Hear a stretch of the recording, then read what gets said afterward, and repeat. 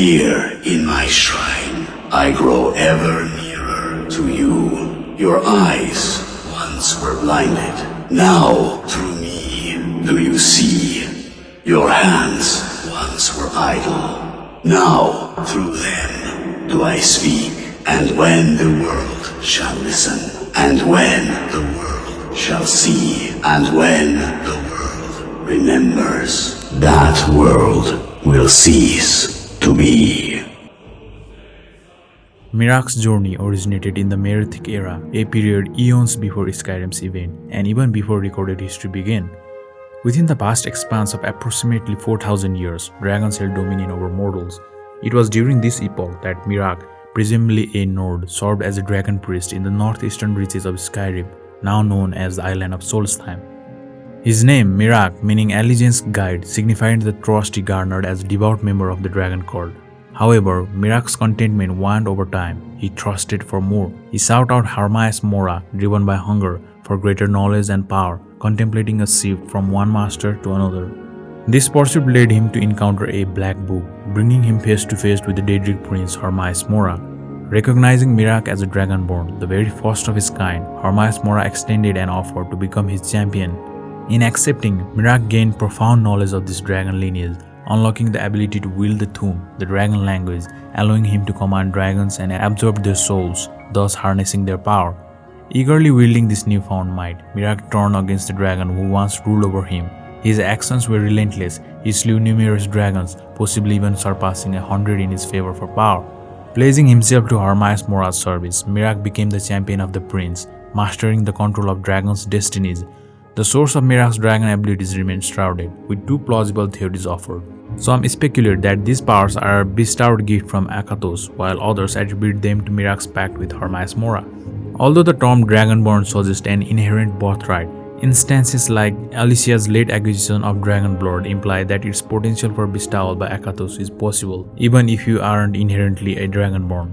Alternatively, Miraak may have received this blessing directly from Akatosh, transforming him into ultimate bane of dragons. His defiance against the Dragon Kings marked him as the formidable and knowledge-thirsty figure, a warrior fated to reshape the world as he chased his own ambition. Hey, what's going on, ladies and gentlemen? Vipernixz here, and today we are going to explore life of the first Dragonborn and his journey through the linear and non-linear timeline, and how and what made him lose his path of destiny. Miraak's clash with the dragon priest Vahlok. Out of his grand temple, the first Dragonborn was Vahlok, chosen by dragon priest as his champion. Miraak is remembered as the traitor for betraying his own kin, and it was Vahlok, remaining loyal to the dragons, who uncovered Miraak's dealings with Hermaeus Mora and confronted him. Miraak in response summoned his apocryphal weapons, spears of Magicka, coalescing in the hands of Silent Champion. Thus began a cataclysmic showdown on the steps of the traitor's temple, Miraak versus Vahlok. Their clash reached a monumental proportion, and the force of their confrontation ripped Solstheim away from Skyrim's mainland. Vahlok managed to overpower Miraak, but before the final strike, Hermaeus Mora seems to have intervened, either erasing Miraak's presence or placing him in Apocrypha, favoring him to the jailer. Vahlok was tasked with overseeing Solstheim and ensuring Miraak's confinement, earning him the moniker the Jailer. Across ages, Miraak remained confined by Hermaeus Mora, delving into arcane knowledge and history, longing to break free and regain his status as the first Dragonborn. As Norn widened its yawning expanse, the rushing tides of the sea coast swiftly filled the void, carving a new strait and birthed the island of Solstheim. Were these dragon priests truly powerful enough to reshape a continent, or were these accounts merely embellishments spawned by the Skull Keepers? Tamrielic history often whispers of terraforming calamities, some shrouded in mythology or too distant to verify, like the shrinking of Yakuda by the feared Pankratos sword, a forbidden technique of Yakutans that involved using a Sehai to cut the atoms. Regarding Admir's tales hint at its sinking by the angry gods of the Altmer, yet the extent of the devastation caused by Miraak and Vahlok remains veiled by the mist of history. As any storyteller would affirm, where there's smoke, there's fire. Little was known of Miraak before this conflict, much of his story obscured by the dilation or outright dissipation of time within Apocrypha. Nevertheless, Miraak stood as the most formidable member of the Dragon Court, an order existing solely to execute the wills of the dragons. Being a Dragonborn, Miraak inherently possessed a threat to this purpose. Hence, when the tales dubbed Vahlok and Miraak as the guardians and the traitor, these titles bore a subjective hue. A traitor to dragons might not be seen as such in the eyes of men, and the motivation of the involved gods were not easily defined. For now, let us step back, rewind a little into the enigmatic past, and challenge the dragons. The Dragon Overlords. When the Nords embarked on their journey from Atmora to Skyrim's shore, they faced numerous challenges. Initially, they sought to establish peaceful relations with the Snow Elves, but this pursuit soured into full-blown conflict. Despite triumphing in battle, their sovereignty lingered under threat as long as they remained subservient to the dragons. The Nordic culture deeply revered the dragon's totem, a cornerstone to their spirituality.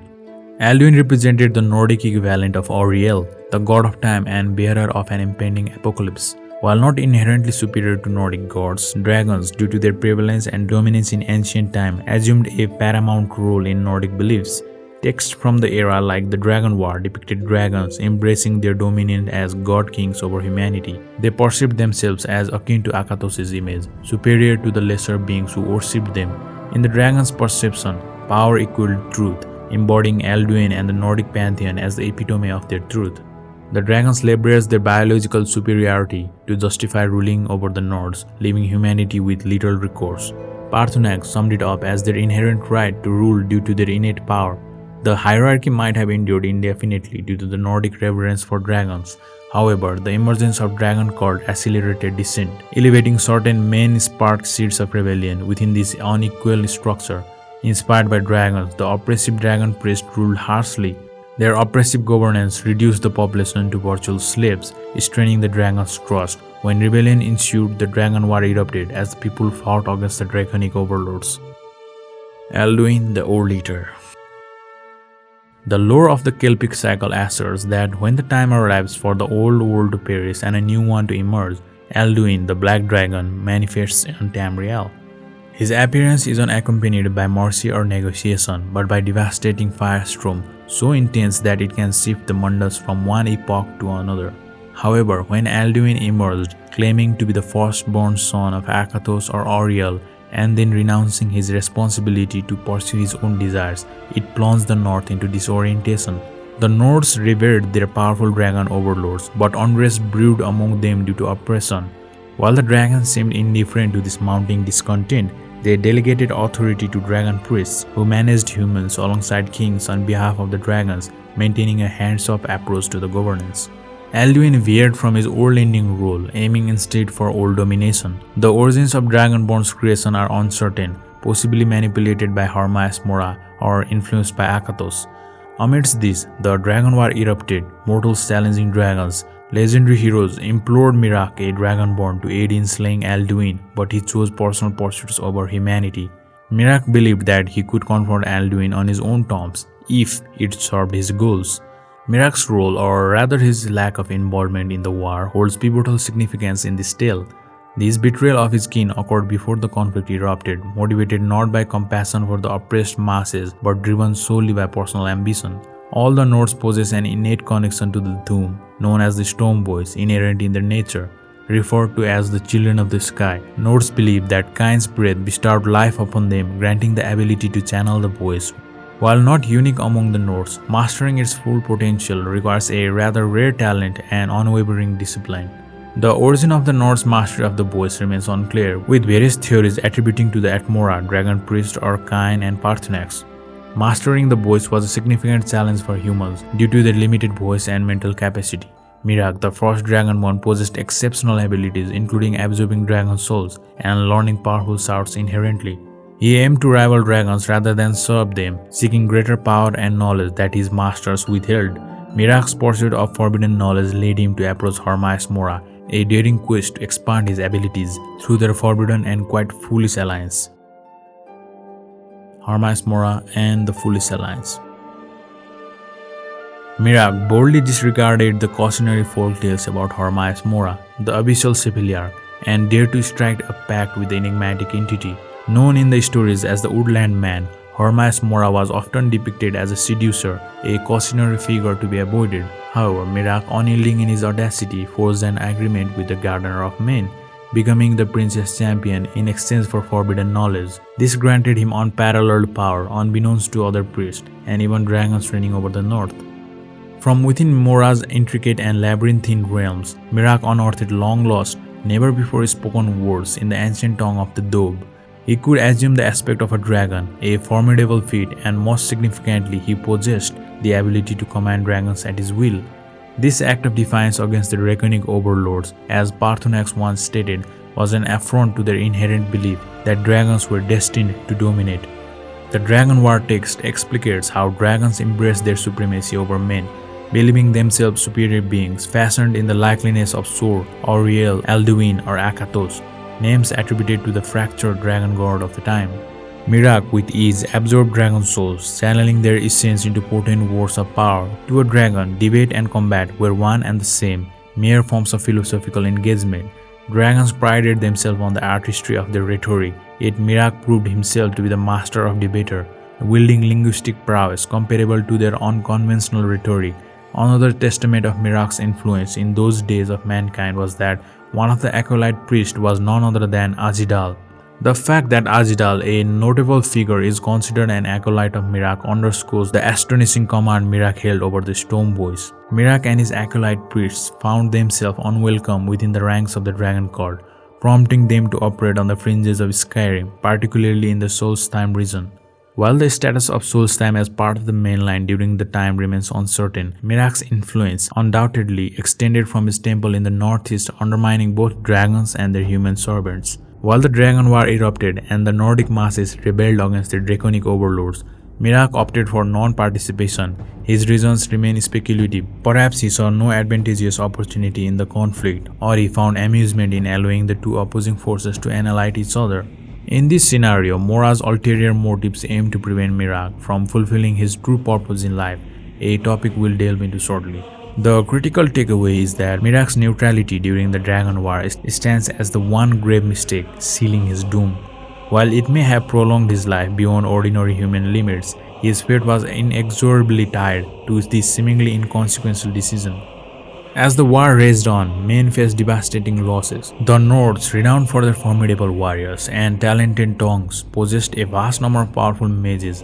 Despite their outnumbering the dragons, it took a multitude of men to defeat even the weakest of dragons. Compounding the challenge was the fact that the dragon priest, carefully chosen by the dragons, wielded immense power and influence, each commanding a horde of followers. Dragons, described as eternal immortals, differ fundamentally from other creatures. They cannot be permanently killed as long as their souls remain intact. Defeating a dragon in a battle only ensured that its soul did not reconnect with its physical form. Hence, men faced a seemingly insurmountable task in the war.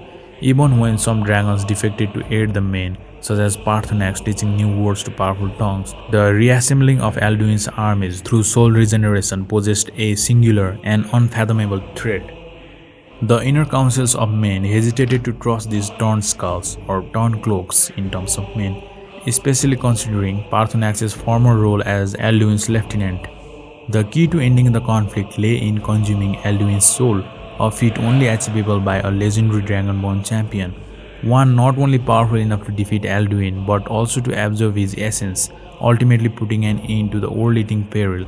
This monumental task was Miraak's purpose and his destiny. Miraak abandons his fate. Harkon One-Eyed, a renowned warrior whose place in Sovngarde's Hall of Valor awaited him, embarked on a journey to Solstheim, seeking an audience with the renegade dragon priest. With Miraak by his side, Alduin had legitimate reason to fear. Miraak was confident in his ability to confront the World Eater, even boasting to his prophetic ear far into the future. The time comes soon when... What?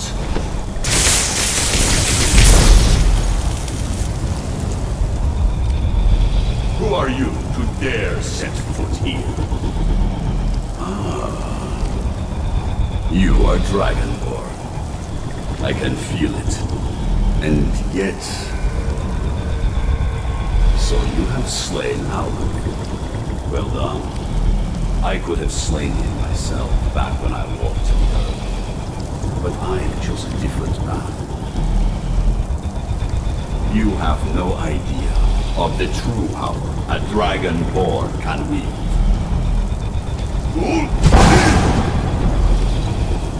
This realm is beyond.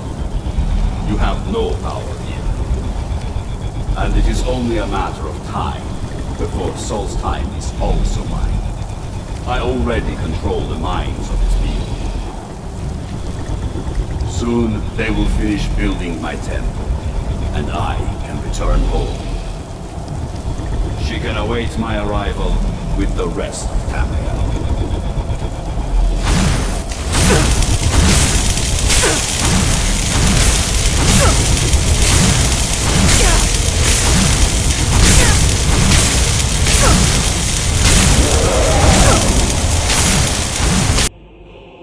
When Harkon arrived at Miraak's temple, his expectations were bitterly disappointed. Miraak's reluctance to fully commit to betraying his former dragon master shocked Harkon. However, there were ample reasons why Miraak might have benefited from aiding the Nords. From the way he spoke to his control over the minds of weak-willed mortals, there was no denying Miraak's relish in power. With the blood of dragons coursing through his veins, he shared their ruthless ambition and desire to dominate. Given these traits, it seemed implausible that he would pass the opportunity to defeat the greatest living dragon. He had the opportunity to eliminate his most significant rival while gaining widespread veneration across the north. The Nords would have readily accepted Miraak as their leader, not to mention that immense wealth of knowledge he would gain from absorbing the soul of the World Eater. Yet, I can only imagine one reason as to why Miraak chose not to intervene. That is, if he received a more enticing offer. I believe this offer came from Hermaeus Mora. My theory is that the Gardener of Men aimed to manipulate the threads of fate by enticing Miraak away from his destined path, altering the course of the first Dragonborn's life. In this vacuum of fate, someone needed to confront Alduin. If Miraak ventured into Apocrypha, the responsibility would have to be passed on future Dragonborn. But before we explore this future and its implication on Miraak, let's delve into the complex essence of being a Dragonborn. The confusion often lies in distinguishing between the Nordic Dragonborn heroes and their ties to the pagan Nordic pantheon versus the Dragonborn emperors of Cyrodiil. However, at their core, these legendary figures all trace back to the will of one deity, the most pivotal gods in the Mundus, whether alive or deceased. Some know him as Sur, others as Lorkhan, and a few recognize him by an opposing name, a man in a dragon mask, Akatosh, the dragon god of time. So what is a Dragonborn really? To be a Dragonborn or Dovahkiin is to be bestowed with the blood and essence of a dragon entwined with an inherent link to the fabric of time as governed by Akatosh. A follower of Merethic Dagon known as Vonos referred to both Dragonborn and dragons themselves as a fragment of Akatosh's essence. There's a theory that the akatosh is fragmented or even fractured, akin to hourglass cast from summit of his snow throat. Dragons and the various interpretations of the archetypical gods like Auriel, Akatosh, and Alduin seem to embody different worldviews, are all believed to be shards of Akatosh's oversoul. It's a complex theory worth exploring further, but for now, let's focus on Dragonborn's intrinsic connection to the eternal power of the dragon god of time. Interestingly, Miraak existed as a Dragonborn long before the emergence of deity known as Akatosh. Akatosh is a deity more recognized in Cyrodiil, linked to the rise of Alicia's empire. Before this, there stood Alduin, the Old Eater of the Nordic pantheon, and Auriel, the Eagle King of ancient elves. Akatosh's prevalence in Skyrim stems from Tamriel's imperialization, but in the north there only existed Alduin primarily. Despite their unique mythologies, both Alduin and Auriel are considered enoic gods, fundamentally opposed to the mortal realm's existence, which is padoemic, ever-changing. Alduin embodies the devourer of the world, the harbinger of the apocalypse, while Auriel represents purity, a child of Aetherius, longing to transcend mortality and return to the heavens. Both desired the end of Mundus, yet their motivation diverged. If Akatosh is another aspect of the same original spirit, why would this deity seek to preserve the mortal realm? Why not allow its consumption or perpetuate endless padoemic cycle? These conflicting intentions, preserving and yet potentially perpetuating a cycle of chaos, reflect the enigmatic nature of Akatosh. While it might sound speculative, there's an intriguing notion to consider. Akatosh, as commonly perceived, is merely a facade, a captivating cosmopolitan guise tailored to appease the masses. When Saint Alicia established the religion of the Eight Divines, she notably omitted Sur, the chief deity of the Nordic pantheon, also known as Lorkhan to the elves. This act was an affront to both Auriel and the elves who remained in Cyrodiil. Alicia, in reshaping this divine narrative, renamed Sur as Caesar, demoting him to a minor deity. She then amalgamated key elements of Nordic sword with Auriel, crafting a two-headed deity, Akatosh. Under the guise of Akatosh, revered as the chief deity in both Nordic and Imperial regions, a significant conflict was sown. This divergence would later cause monumental issues, what some term as the dragon-breaking problems. In Imperial depictions of Akatosh, the prevalent portrayal features a two-headed figure, one head resembling a dragon and the other a man. This combined representation unintentionally recreated the ancient interplay between opposing forces, mirroring the cosmic conflict between Anu and Padme. This dichotomy is essentially when examining the manifestation of the Dragonborn, whether they are of Nordic or Imperial origin. Their shared similarity lies in their destiny to serve and safeguard Lorkhan's divine creation, Mundus. Aside from Miraak, who possessed dragon blood, the next to bear it was the slave queen Alesia. Legend speaks of an ancient covenant between Akatosh and Alesia, symbolized by the Amulet of Kings. Akatosh, the king of spirits, pledged an eternal protection to Alesia and her descendant through a pact sealed with their joint blood. The Amulet of King became a symbol of their oath, so as long as the dragon fire burned within their rulers, the empire would flourish. However, should this flame fade and no heir of their joint blood was to wear the heart amulet, the empire would plunge into darkness, succumbing to the chaotic rule of demon lords from oblivion. The heart that Akatosh refers to isn't that of Auriel or Old Eater. It's the heart of Lorkhan, encased within the Amulet of Kings. Is the Kim al-Adabal, a scarlet gem infused with the divine essence of Lorkhan's blood. In a poem titled Kim al-Adabal, a ballad, it's recounted how Akatosh and Lorkhan clashed, Lorkhan tearing his heart out, flung it across Tamriel, its voice echoing and chanting, Red diamond, the heart and soul of men. Red diamond, protect us till the end. As the laughing heart bled, a stream of blood fell afar, forming a pool where Magicka molded Lorkhan's blood into a resilient red crystal. Then the wild elves caught and polished it down into the Kim al-Adabal, forever embodying Lorkhan's essence. Let those that watch from Sovngarde envy us this day.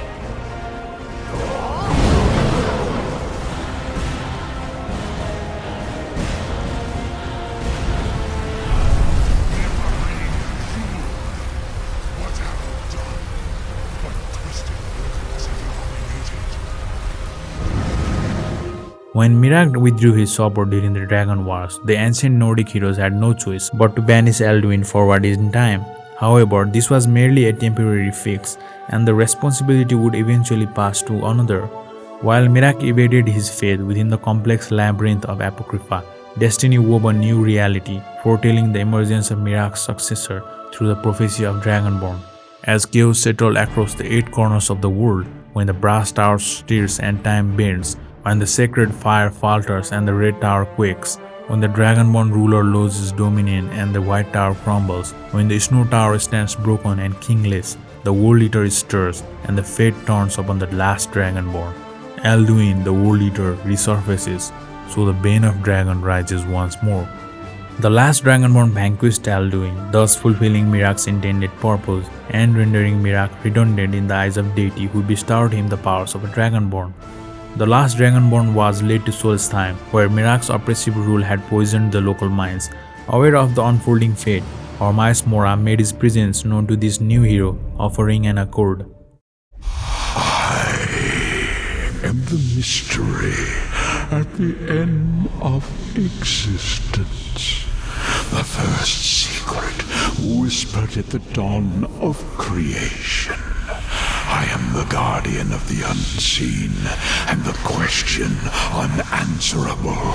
I hold the knowledge forbidden and untangle the threads of fate. I am the one who knows.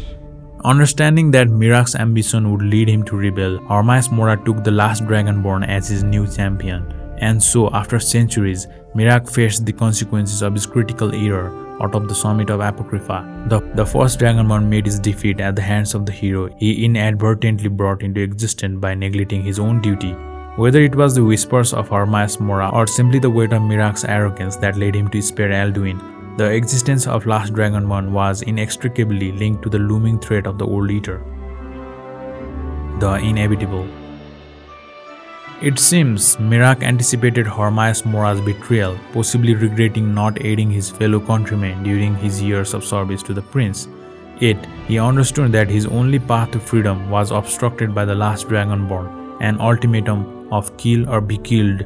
After spending so much time in a realm where fates are etched in the stone, he believed he was the master of his destiny. Perhaps he even realized that avoiding his fate would ultimately lead to his downfall and longed to return to Tamriel once Alduin resurfaced.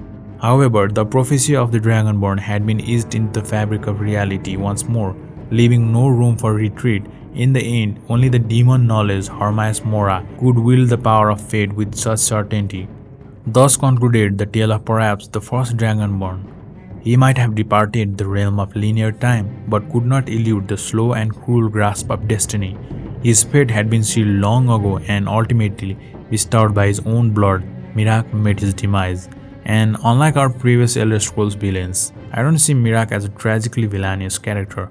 Rather, his villainy seems rooted in selfishness and endless hunger for power. His sole investment in his own legends and reputation made him easily manipulated and leading to his own inevitable downfall.